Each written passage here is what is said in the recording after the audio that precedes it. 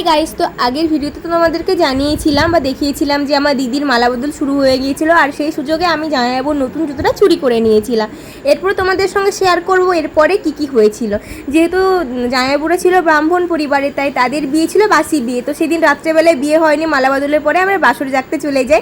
এখানে জামাইবাবুকে যে লবণ চোবানো জলে যে মিষ্টিটা ছিল সেটা খাওয়াচ্ছিলাম সবাই মিলে। তো খাওয়ার পরে জামাইবাবুর তো এক্সপ্রেশন তোমরা দেখতেই পাচ্ছ ভিডিওতে। তো এরপরে তোমাদেরকে দেখাই যে দাদার বাড়ি থেকেই তত্ত্বগুলো এসেছিলো। এগুলো শুধুমাত্র দিদির তত্ত্ব, বাকি তত্ত্বগুলো বাড়ি চলে গেছে। তো এই তত্ত্বের মধ্যে এই জিনিসটা আমার খুব পছন্দ হয়েছে, চকলেট কুরকুরে ছিল আর কি।